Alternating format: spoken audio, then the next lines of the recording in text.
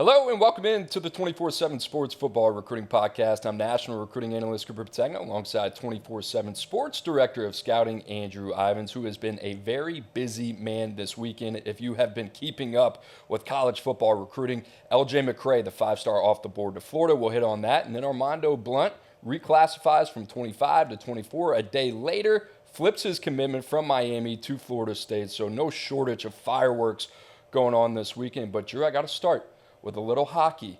Florida Panthers, 2-3 right now. Get right game against the San Jose Sharks tonight. Are you going to that game? 6:30 in Fort Lauderdale, right?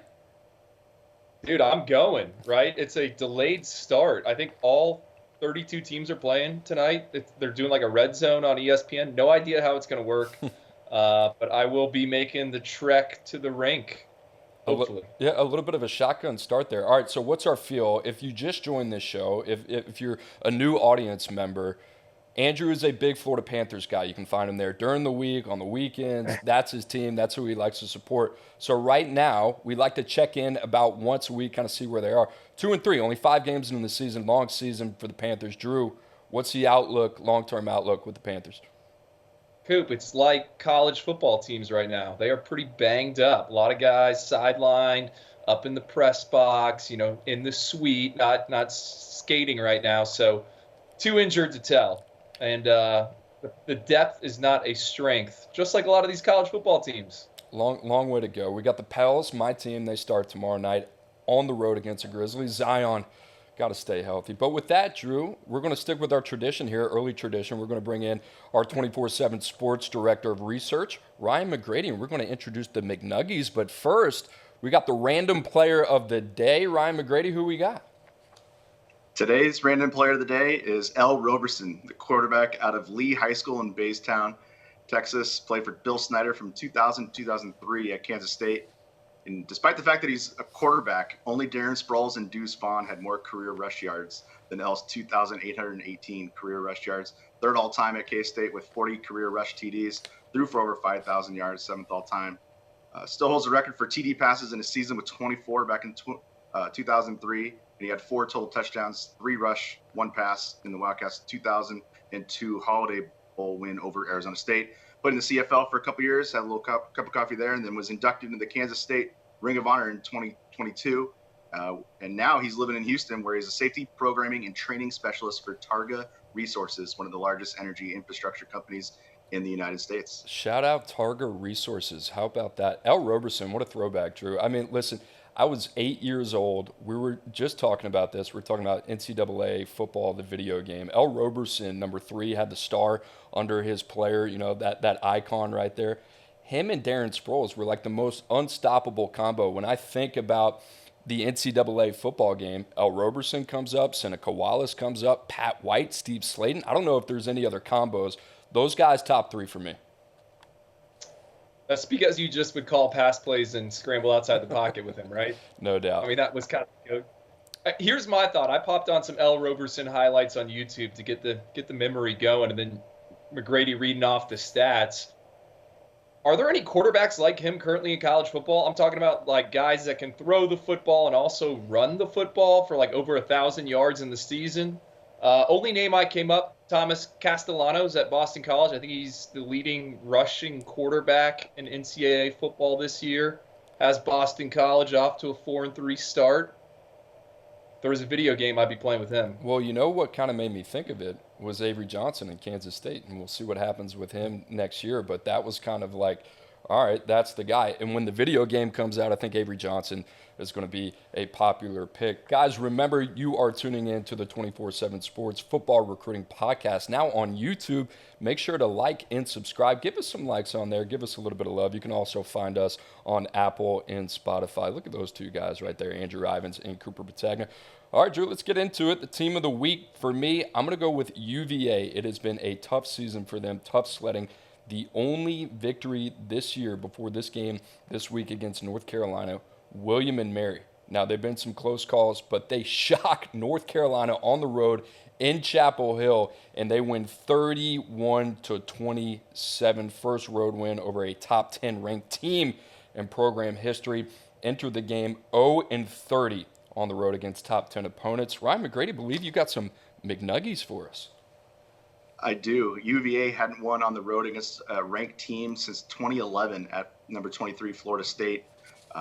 They were 1-10 in their last 11 versus ranked opponents heading into that game, but get a big win rushing for 228 yards. Shout out to offensive line coach, my guy Terry Heffernan. There you go. Tony Muskett, 20 of 30, 208 yards, 1 touchdown, 1 INT. UVA, 228 yards, like McGrady just pointed out. And then 10 of 21 between third and fourth down. That was a big one. Also held North Carolina in check. They lost 3 games this year by 3 or fewer points, and then 3 one-possession losses last year as well. So, Drew, that program's been through a lot over the last 2 years. I mean, this is a big win for UVA. They have seemed to be close at times this year. The James Madison loss was a tough one. I don't think anybody expected UVA to go into Chapel Hill against a top 10 team.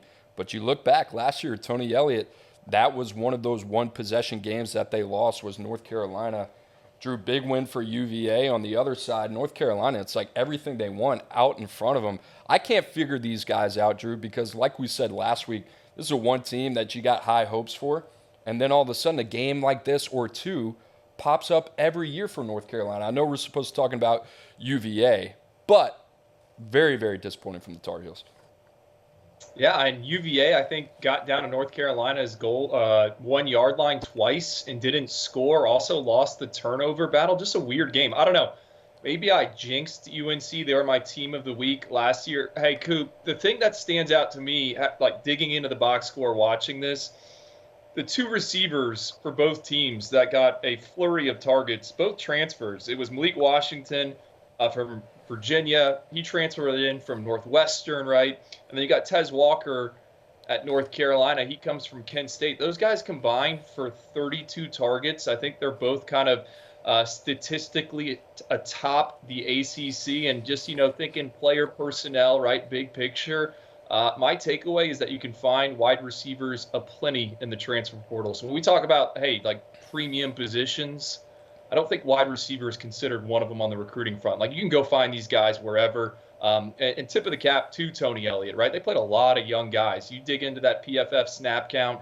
I mean, a lot of freshmen were in there, and guys that weren't 4-star recruits and certainly not 5-star recruits. And you peek at their 2024 recruiting class, it's much of the same. They're making some strong evaluations, active in Georgia, but he needed this win for sure.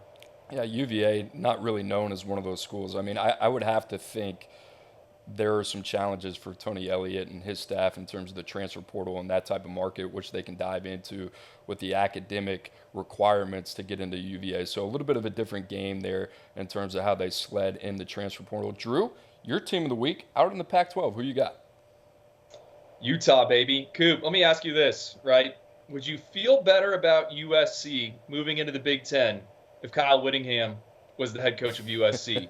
I think so. I got a ton of questions about USC regardless, but Kyle Whittingham, yes, if you're one of those teams, Oregon, USC, Washington, UCLA, I think they're all breathing a collective sigh of relief that Utah, Kyle Whittingham, they're going to the Big 12. But here's the thing. I mean, the USCs, the Oregons, the Washingtons, they're facing a Big Ten team, every year in Utah. This unit is big on both sides of the ball. And I think what really stands out and why Utah is my team of the week is Kyle Whittingham just gets these guys to play. I don't know if you saw his locker room speech at halftime, basically just told the team who is tougher, who wants it more. And then Utah comes out and beats USC, I think, for the 3rd year in a row. Walk-on quarterback Bryson Barnes, the pig farmer, outduels Heisman Trophy winner Caleb Williams. I mean, this was an awesome game. And the guy I want to talk about is Sione Fiaki, right? Travis Hunter, the two-way player. I said he would be on my flag football team for the 2028 Olympics because he can play on both sides of the ball. What about Sione Fiaki? This is a safety. He was on a 2-year mission, former 3-star recruit, played 83 snaps for Utah against USC.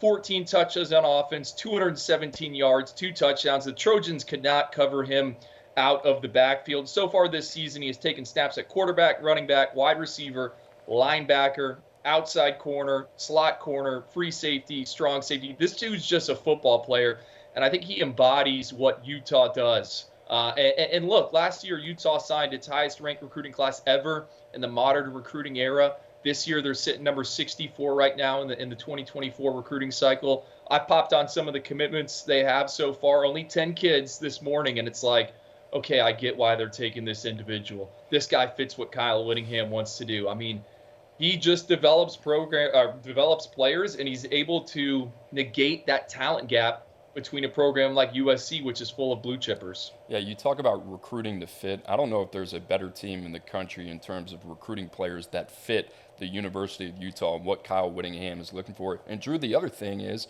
they've continued to kind of elevate their profile. They've done a really good job in NIL, especially player retention as well. You know that story out there, every scholarship player afforded a Dodge Ram truck, right? Stuff like that. That's pretty interesting. You wouldn't think Utah would kind of be on the forefront of that, and here they are. The other part of this, is there a better program in terms of developing two-way players? And they seem to be creative, right? These aren't things that are like low-hanging fruit and they're out in front of them, but this was out of necessity that Sione Vaki needed to play running back. And this is a guy that had over 5 receptions for 140 yards against USC. I had to check that stat line twice. He also had 2 tackles in that game. The other guy that comes to mind, Mike Bernard, was a safety, right? And a guy that they've kind of moved around offensively, had a huge game last year against Ohio State in the Rose Bowl. So Utah, one of those teams right now. Drew, I'll ask you a question. You think they're out of the college football playoff conversation? I wouldn't want to play them, right? For sure. I mean, I think they could potentially run the table here, right? And they're finding their groove. Bryson Barnes, if you read the Utah message boards, he had a lot of haters a couple of weeks ago. I think everyone now is all on board on him, and he's another awesome story. Walk-on quarterback, Cam Rising. Kyle Whittingham announces he's done for the season. We thought Nate Johnson, the Elite 11 finalist, might be QB1 for the Utes, but it's this guy that believes in himself. I think he had one big-time throw against the Trojans, if you look at the PFF box score, and he made the most of it. And, it feels, I don't know, like a high school program. Like it feels like everyone has a common goal and a common mission. And they've dealt with injuries, and they're just able. It's the next man up mentality. So love that from Utah. You mentioned the recruiting, right? They're getting more access to players. I think right now in the 24 cycle, 4 of the top 6 kids from the state of Utah are committed. One of them, Zach Wilson's brother, Isaac Wilson. I mean, they're doing an excellent job there. And with Sione Vaki, he was actually on Bruce Feldman's freaks list prior to my freaks list. I think he benches 500 pounds, 34-inch vertical jump, something crazy like that. But he's a kid that was on a mission, and I think we forget about that with Utah. It's an older team, right? So graduated high school after a decorated career, left for 2 years, comes back, and is ready to go. So, we talk about Gatlin Bear in the 2024 cycle, right, headed to Utah. He's going to take a mission. Well, here's an example of a kid that hasn't missed a beat after going away from football for 2 years. If you hadn't heard Bryson Barnes' name, and maybe you're part of the national audience out there, Pate would call you a casual, and you're wondering what we're talking about in the pig farmer, Bryson Barnes was a pig farmer, right, growing up. And here's what his coach had to say talking about USC. They have a Heisman Trophy winner at quarterback, so they're going to make some things happen, and that's just the way it is. We have ourselves a pig farmer at quarterback, so we're proud of that guy. We love him. What a warrior he is. Drew, you talked about it. He kind of fits that program, blue collar, what they're all about, strong at the line of scrimmage. It's a do-your-job type of mentality. Love that pick. Utah and Virginia, the team of the week there. And with that, we will go to our freshman of the week. And who else, man? We talk about this guy every week. Ruben Bain, Hurricane Bain is what they call him down in Miami. And this dude, 8 tackles, 2 sacks, 2 tackles for loss, 10 pressures per PFF. He is a Pro Football Focus darling. Miami, they win 28-20 over Clemson in overtime. A huge game for Mario Cristobal if you've been following Miami the last couple of weeks. Georgia Tech, the snafu there late in the game, and then they lose a tough one on the road to North Carolina. Drew, they needed this game. And here's the thing, Andrew. You see the stat line, and it gets your eyebrows to kind of perk up a little bit, and then you watch the tape, and you have a completely different appreciation for Ruben Bain, what they ask him to do. You see him with his hand in the ground. You see him standing up off the edge. He's also a guy that I think plays the run equally as well as he generates pass rush. Andrew, I think he is everything we thought he would be and more. The other thing you want to know that translates to Saturdays from Friday, the motor. I mean, this guy, continues to make plays, and a lot of these plays kind of outside of his jurisdiction, but he is a fun player to watch, super heavy-handed. Like I said, the motor runs hot, just making plays all over the field for the Miami Hurricanes. And you take this guy off of Miami on Saturday, I'm not sure they win this game. I would agree, which is crazy to think about, a couple of weeks ago, and he has picked up his snap count. Coop, the thing that has always stood out about Bain is he gets to the quarterback. 77 sacks in high school, helped Miami Central, the boys on 95th Street, win 4 straight state titles. We saw him at the Under Armour All-America game. The buzz in camp was nothing but positive. I mean, this guy is Miami, and they were able to get the job, because I remember during that recruiting process at one time it seemed like, hey, maybe he's going to go to Alabama, maybe he's going to go to Auburn. Mario Cristobal gets the job done. I've been asking myself for a while now, hey, would Manny Diaz have got this kid? Would Mark Richt have gotten this kid? So it's been exciting to watch him. And you know who I think deserves a little credit here?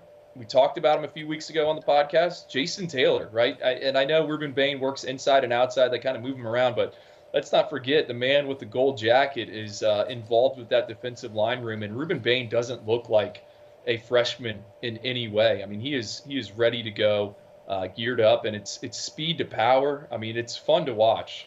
Number 71 ranked player in the class of 2023 per 24/7 Sports. Also, Chris Hummer's 24/7 Sports Freshman of the Week. Ruben Bain continues to rack up accolades.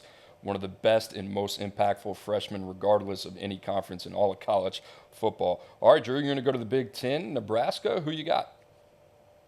Malachi Coleman. He only had 1 catch on Saturday, but it was a big one. And this is another guy who has been a darling, really, for the Oyster Boys, right? We've been in love with Malachi Coleman all throughout the 2023 cycle. And then, we were wondering when he was going to start really playing. 2 weeks ago, most snaps for him to date. And then on Saturday, game isn't put away. Nebraska versus Northwestern. He comes up big here with this 44-yard touchdown catch. It was the longest play of the day for the Cornhuskers. Malachi Coleman, he was a freaky projection, right? He is over 6'4", has a 45-foot triple jump, 10.4 in the 100-meter dash, was an AAU All-American in the spikes. We kept talking about it, right? All right, he's got these athletic traits. Well, this is those athletic traits on display, him getting behind the defender and helping Nebraska salt the game away. And I think for Matt Rule and that program, this is huge that Malachi Coleman is getting going, right? They needed this. 4-3 right now. There's been some lumps. The offense has struggled. And, hey, this is my prize recruit that I was able to hold on to last cycle. He's now playing. We'll see what Malachi Coleman's able to do the rest of the season. But certainly encouraging, I think, if you're a fan of Nebraska, right? It's going to help them on the recruiting trail as we get into the early signing period. Hey, we might not make a bowl game, right? It might be a losing season, but we're playing our young guys. In Malachi Coleman, he's starting to figure things out. I looked at the stat line. I saw 1 catch, 44 yards, and a touchdown. And I'm like, hey, that was probably just a 9 route. Then you turn on the tape. It's like, this guy can't give you that 4 or 5 plays a game. That's what Malachi Coleman does. That's what we saw in San Antonio at the All-American Bowl. Drew, the good thing about Malachi Coleman, last 2 weeks, that snap count has increased significantly. And how about this? For Nebraska, you're sitting there at 4-3, and as grim as some things have looked this year, Matt Rule has this team over 500. In the next 2 weeks, you got Purdue coming to town, and then you're at Michigan State, who right now is really, really struggling. So big opportunity for Nebraska. If you think about it, 2/3 through the season, for this team to potentially be bowl eligible at that point, that is the direction that you want that program heading. That is why they brought in Matt Rule and threw a big bag at him. All right, now we're going to bring in the Nostradamus. Hey, McGrady, you're making an impact on this show already, because last week we didn't even have this in the show. Now we have it now, but it's Redshirt Freshman of the Week with Ryan McGrady, and this is going to be a segment now. We kind of like this, right? Kind of gets to cover all our spots here, and we get to hit on players that maybe are breaking out in year 2. So, McGrady, who you got here? Yeah, if it ain't broke, don't fix it. Let's stick with the redshirt freshman, and let's give the class of 22 some love. This week I'm going to go with Jahad Campbell out of Alabama. He had the 24-yard scoop and score in the fourth quarter to put the game away. 34-20 win for Alabama over Tennessee. Their 10th straight win over the Volunteers, and they're trailing 20-7 at half, going a 27-0 run to finish the game in the second half. And part of the reason was Jahad Campbell, that scoop and score, 10 tackles, 1 tackle for loss, and the 5-star number 1 ranked edge in the class of 2022 out of IMG has 39 tackles this season, and he's shown why the Oyster Boys had him ranked number 16 overall in his class. You know what's funny about Jahad Campbell? Andrew and I were just talking about this. He was the number 1 edge, right? And then you turn on the tape, especially this past weekend against Tennessee. He's playing at the second level. He's playing primarily off ball. Drew, he had some limited snaps off the edge, but to me, that's where I felt his presence the most, was kind of playing in that 3-4 stand-up outside linebacker role. I think this is a guy, he's a good enough athlete. He can obviously play at the second level. It's pretty interesting to see how Kevin Steele and Nick Saban are utilizing him right now. Nonetheless, I think this is going to be a dude. He's going to continue to get better, and I think once Alabama figures out a plan for him going forward, he's just too dynamic off the edge not to use his pass rushing presence.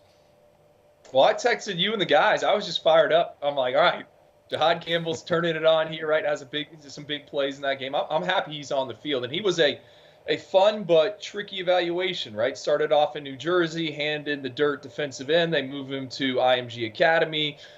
He's playing like slot defender, a little bit of linebacker. And I think we kind of just build it as, hey, he's a defensive chess piece. We think the ceiling's highest as a 3-4 backer that's going to rush off the edge. Maybe he ends up there, as Dallas Turner leaves for the NFL. But he's going to be a future star in the SEC. Went back and looked at the testing numbers. He was like a 4.2 guy in the short shuttle, like super explosive. The biggest question was, hey, how much weight is he going to be able to put on that lanky frame? And, you see the highlights, you watch the PFF, he's starting to fill out, which isn't surprising. That's what Nick Saban and Alabama does. They have all those facilities. They're going to get your body right. So that's a great one, McGrady. I'm loving this redshirt freshman because it's like, all right, you kind of forget about these guys. Yeah, year 2 is important, right? And for Jahad Campbell, it certainly is. You get him in that Alabama strength conditioning nutrition program. We've seen guys like Jaheim Otis completely change their body. Good to see Jahad Campbell doing his thing. All right, a couple honorable mentions as well. How about Emory Williams, man? Kind of the guy flying under the radar. The freshman quarterback for Miami, 151 passing yards, 24 of 33. Didn't ask him to do too much, but when they did, he delivered. Emory Williams, big game from him. We'll talk about him in a minute. South Carolina, Nicholas Harbor, 2 catches, 50 yards, 1 rush for 9 yards. Looks like similar to Malachi Coleman. South Carolina's starting to figure him out a little bit. And Drew, you threw this one on here. I like this one a lot after watching the tape. Mississippi State corner Bryce Pollock, 5 tackles, pass breakup as well. But Ryan McGrady, I think you got some McNuggies on Emory Williams. I do. He's the first true freshman quarterback to beat Clemson since Chase Reddick led Boston College over Clemson in 2010. The 4-star quarterback out of San Clemente High School in San Clemente, California, led the Eagles to a big win over Clemson, 16-10 back in 2010. But Emory Williams coming up huge for the Hurricanes. Drew, this one is go ahead. Can I make this a little bit even more notable? Emory Williams is a senior in high school, went 3-6. He went 4-5 the year before that up at Milton High School in the Panhandle. I mean, we watched him a lot. I know the Elite 11 guys loved Emory Williams. He was an Elite 11 finalist. But he wasn't exactly just like some big winner in high school. The tools were there. The traits were there. You talk with anyone at Miami, the buzz has been that they love this kid. And, I mean, it's the biggest win of his career, obviously. But there was some lumps early on in that game. I was surprised, and he came up big with the accuracy down the stretch. And I think Miami views him as the quarterback of the future, and for good reason.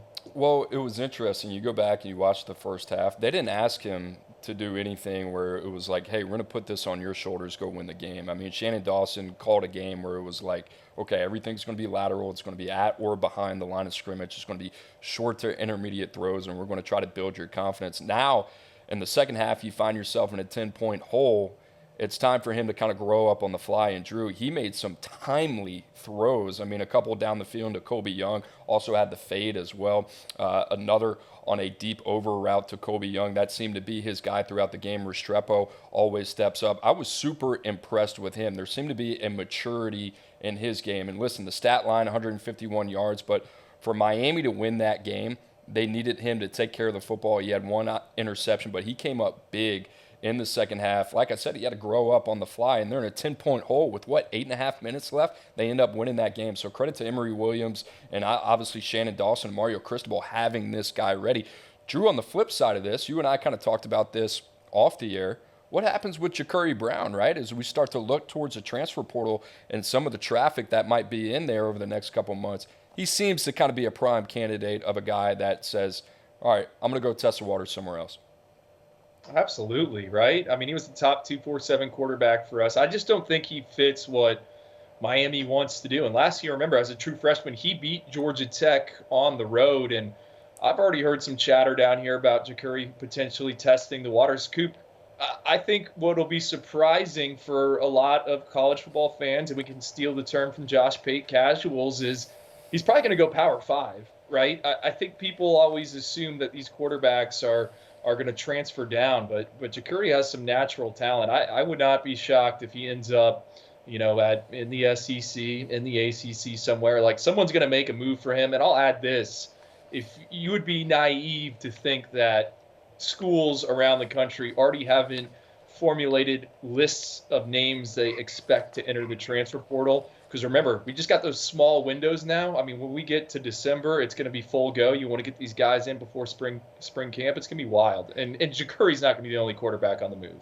I think they are far past the list part of the process, and I think that those phone calls and text messages and working those back doors, I mean, that's happening right now. I've talked to a couple guys in personnel departments across the country.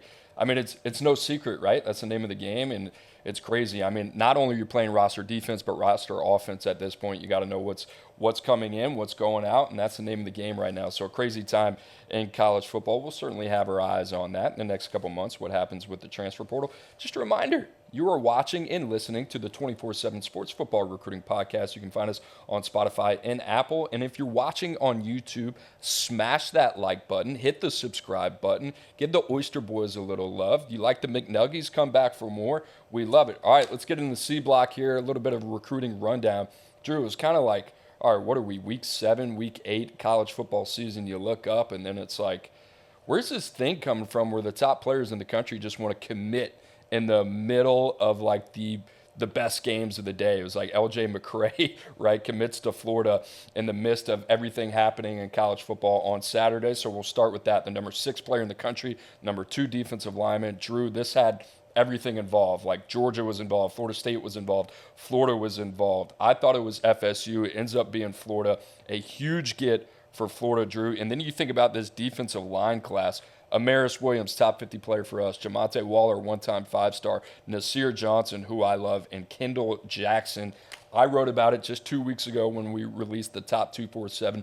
This was my favorite, one of my favorite positional hauls, but my favorite defensive line haul. Now you add LJ McCrae to the mix, 6'6", 270 pounds plus, 6'10" plus wingspan. This guy's got everything you want. Ascending player, up arrow, yada, yada, yada. Huge get for Billy Napier. Drew, your thoughts on LJ McCrae to the Gators? Well, I was on the broadcast for that one, me and Steve Wiltfong, and so I've had time to marinate on it. And I think the biggest win to date when we talk about long-term outlook of the program for Billy Napier is DJ Lagway. But right behind that is LJ McCrae. I mean, this is a difference maker, and it's the type of point of attack player that Florida hasn't got in recent years. And, I've been in the Sunshine State doing this, getting out on the road, going to games, going to camps for close to a decade now, and there are not a lot of LJ McCraes you're going to find on that I-4 corridor. So that goes from Daytona Beach through Orlando all the way to Tampa, right? These guys just aren't walking around, and if they are, usually they're headed to an Alabama, they're headed to a Georgia, and Georgia wanted LJ McCrae. Like, don't get me wrong. I mean, I've heard it from people in Athens. This is a guy that was at the top of the board. You can put a blue star next to his name, you can put a red star next to his name, whatever it is. Like, they wanted him, and Florida is able to get the job done, right? And I thought, for sure, absolutely, I'll echo you. I thought FSU was kind of going to be the team that won out in the end. I mean, I always tell this story. First time I saw LJ McCrae, it was at Florida State's elite camp. I think Mike Norvell, Odell Higgins, they've done an excellent job with him. But here comes Billy Napier. And I love this fit for Florida, right? They run an odd front. I think LJ McCrae can play 4 to 5 different spots. Like, he is scheme versatile. He can be in different alignments, different shades. He can do whatever you want. And I think he can get on the field early. And the scary part, Cooper, is like he's just scratching the surface of what he can be. We talked about it. 3 sacks as a junior there in 15 games. He's already doubled that number as a senior and in half the games. It's going to be fun to see what he looks like after some time in a strength program. But I think absolutely Florida can use him as a situational rusher in 2024. And then by 2025, when Florida's going to face Miami, that's on the schedule. Like LJ McCrae, he's going to be a guy with the star underneath him. This is not a one-time thing for Florida. You look at 2023, what they brought in there. Kelby Collins, who's a pup right now. He's starting to figure it out. Cameron James, another guy that we really like, finishing the top 100 for us. TJ Searcy lacks no traits whatsoever at all. I mean, that guy, in terms of physical upside, has all of it. Will Norman, Gavin Hill as well, a couple other names. So Florida doing a tremendous job on the defensive line of scrimmage. Ryan McGrady, I think you have some historical context for us on how big of a get this is for Florida. Yeah, LJ McCrae is the highest-ranked top 247 player to commit to Florida since defensive tackle Gervin Dexter back in 2020, who was also ranked number 6 overall that year. And he gives Florida 3 5-star commits in the class of 2024. That ties the Gators with Georgia and Texas A&M for the second most behind Ohio State's 4. The other 2, quarterback DJ Lagway, who certainly had a great senior season, and safety Xavier Filsam. Drew, Florida sits at number 3 right now in the 24/7 Sports Composite Team rankings. We've got to give a lot of love to Billy Napier right here, man. I love what they are doing in terms of building organically through high school. This is a team like 2 years down the line, you're like, whoa. And last thing on Florida, because I know we're going to move to Florida State. We got Georgia this weekend, world's largest outdoor cocktail party. I think that game is going to be interesting. That game is, in terms of the weight that it carries for Florida, if they can somehow find a way to win that game, I mean, momentum, Billy Napier, it doesn't feel like he has had the wind on his back yet. They are recruiting with their hair on fire right now, but if you have the on-field success to match that, we talk about that all the time, I think Florida is still in a position to kind of do some things here over the next couple months as we inch towards early signing day. Drew, the other team you talked about in Florida, that is Florida State. They got a big one on Sunday, and I want to tie this in, right? LJ McCrae goes off the board on Saturday. Armando Blunt, formerly of the 2025 class, a 5-star at that time, reclassifies to 2024, commits to Florida State. A big get for FSU. Like we said, FSU was very involved in the sweepstakes for Armando Blunt. So a lot going on here. Florida State flips Armando Blunt from Miami. I got to make sure to put that in. So now you got musical chairs between the big 3 in the state of Florida. Florida on the board, FSU on the board. Miami, they've recruited that position well. This one obviously stings. And then you got Armando Blunt going from 25 to 24, number 39 now in the top 247, the number 9 defensive lineman.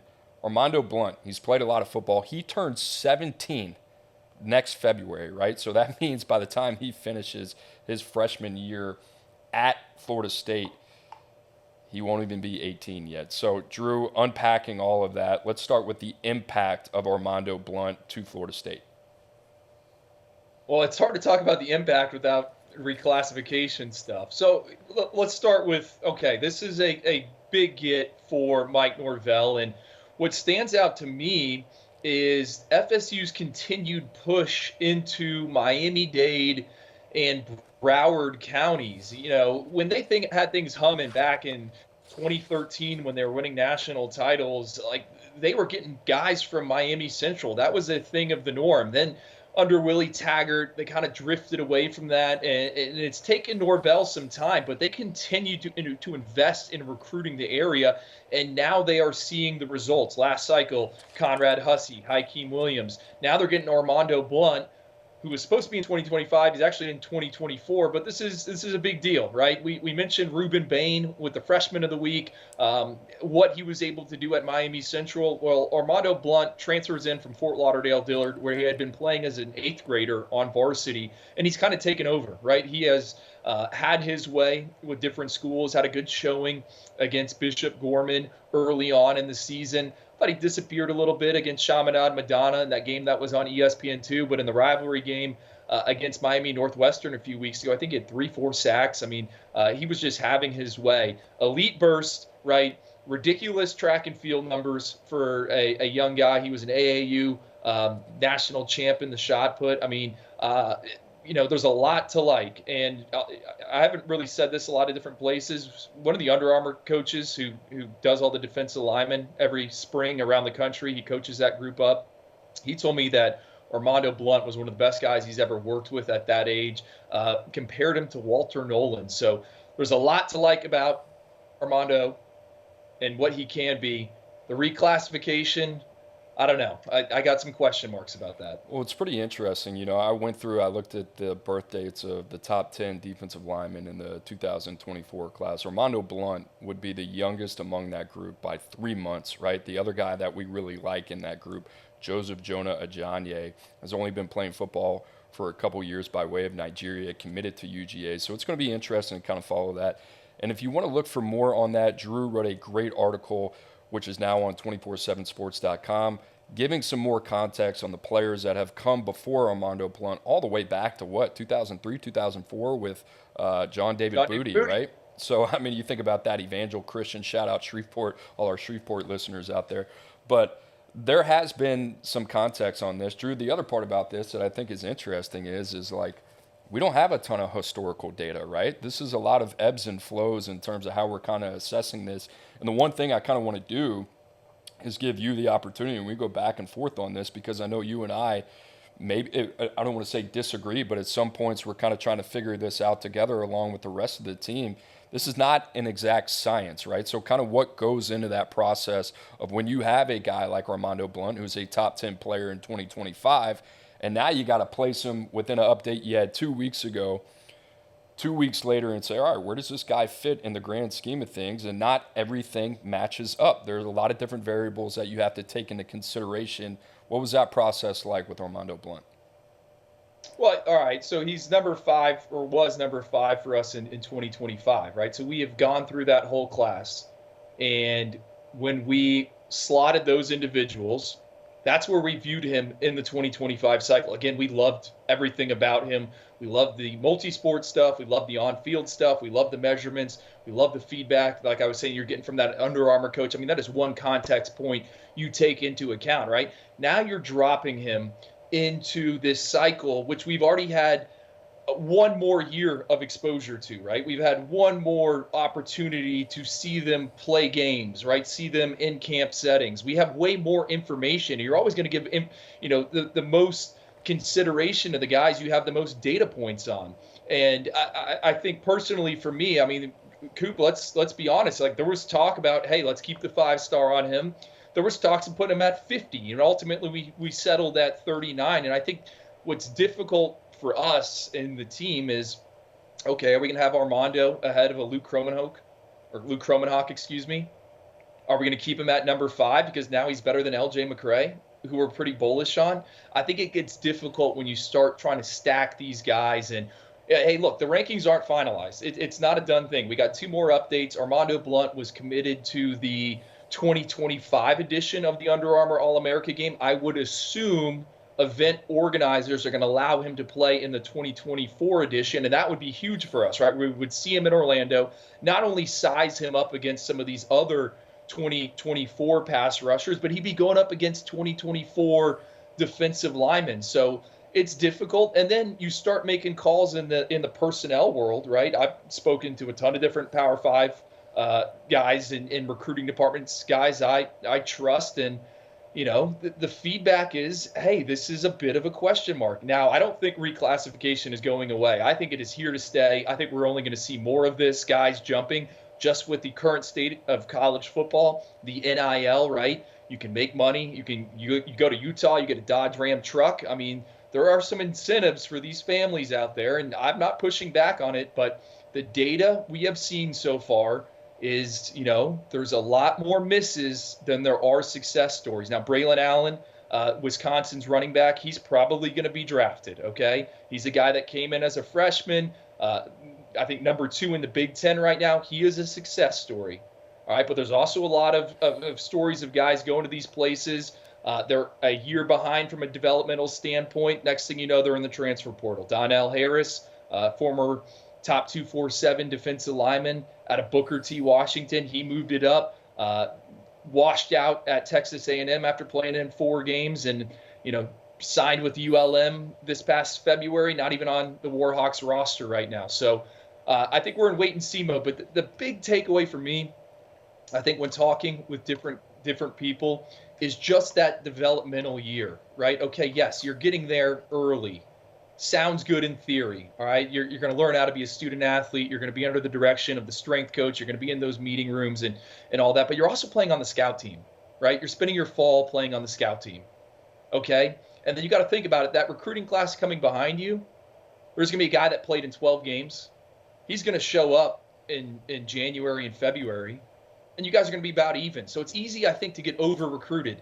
But at the same time, and I know I'm rambling here, Cooper, there's really no risk for Florida State. There's no risk for these college programs, right? NCAA is saying, hey, we have no more rules on counters. You can bring in more than 25 a cycle. You can be like Colorado. You can flip 65 names if you want.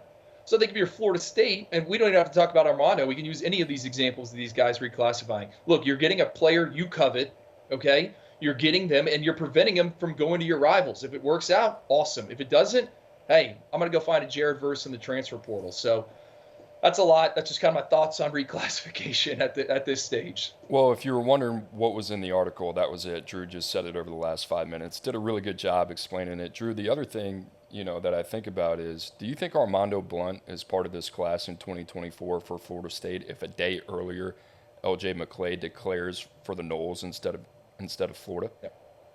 100%, right?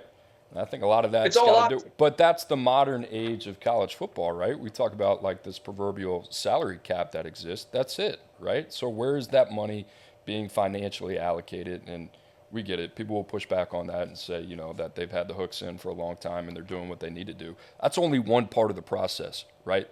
And when you're talking about these caliber players, that's a lot different. And I'm totally on board with what you're talking about. For Florida State, what's the risk? Get them in a year earlier, right? You're not fighting that battle. You're not wasting extra time over the next year trying to figure out a way to get this guy into your program. Florida State, big get on Armando Blunt, Drew, and I like that context that you added from the Under Armour coach there. I will say this, Armando Blunt, that was one of the best workouts I have ever seen, regardless of position, at that Under Armour camp. It was freaky, and everything about it, seeing a guy that size moving the way that he does, it was kind of like, it makes me think, right? When you think about the defensive lineman, you brought up LT Overton, it's like, my mind kind of goes case by case instead of saying, let's kind of look at this and see, is the data pointing to one suggestion over another? Armando Blunt, if there's like one kid at 17 years old that I'm thinking by year 2 can have a significant impact, I'll probably bet my money on him. Well, I think me and you are on a little bit of different sides with Armando, which is fine. I think people want us to be on different sides. I've seen him play. I think my question with Armando is how big can he get, right? And we talked about him and Ruben Bain, kind of similar players. And the thing that Armando has going for him is he's got longer arms and a bigger wingspan and better verified testing numbers. Like, we know that burst is there. He's only 250 pounds, though. I just wonder, how big can he get, and where does he play up front for Florida State? Is he an edge or is he an interior guy? I don't really know.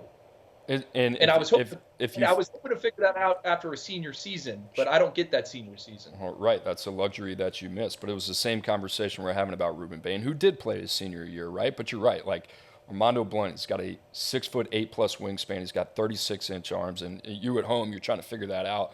It's in the top 75 percentile of what he would be at his position group in the NFL. Drew, I think he's got 25 pounds, whether he's on the edge, whether he's playing inside. That doesn't bother me as much.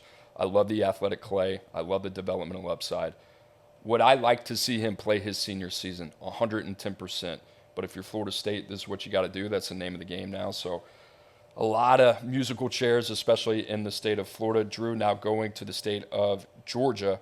Colorado. This was one that I think flew under the radar once you consider that it was a 2025, but top 247 quarterback Antoine Hill, number 70 player overall, number 6 arm according to 24/7 Sports.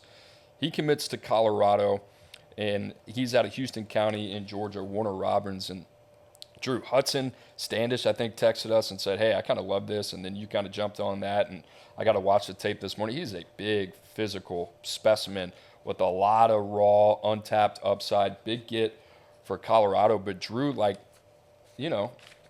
this is the way you want to live if you're Colorado right now. And you think this makes a lot of sense long-term and short-term for where Shedeur Sanders is right now in his development as well. Yeah, I'm planting my flag here. This is the most important high school commitment Coach Prime has picked up since he's arrived in Boulder, right? And I know people are like, wait, what? Travis Hunter, Shedeur Sanders, all these transfer guys. What is the plan for Colorado post Shedeur Sanders? All right, I think there's a good chance he's going to come back in 2024, one more year with Dad. But who's going to be the guy in 2025? And I don't think anyone is going to transfer into Colorado knowing that there's not a good chance they're going to get on the field. I mean, Shedeur Sanders plays essentially every single snap. Now, are they trying to pad stats and get him in some Heisman conversation? I think it's a little bit of that. So the fact that they're able to go get Antoine Hill, who is a top 100 prospect for us, I think is notable because I think Antoine Hill is bringing something to Boulder that none of these other quarterbacks Colorado has recruited has. He has multi-year starter upside. I think he can be an impact player. He's got a monster arm, and he can run the football. He's not a run-first guy, but he can move the chains, much like Shedeur Sanders. Now, reclassification, we just talked about it with Armando Blunt. I don't know if Antoine Hill is going to reclassify, but I wouldn't hate it if he showed up and took a developmental redshirt year there in Colorado. Coop, I buzzed 2 of his games Saturday morning, watched both of them. I think this guy has improved a bunch since he first came on the scene there at Houston County. We saw him at the Future 50 in June. I mean, he is 6'5", 215 pounds. He is physically imposing. So I love this pickup. If you're a Colorado fan, right, you're thinking, all right, what is the long-term answer at quarterback? It's Antoine Hill.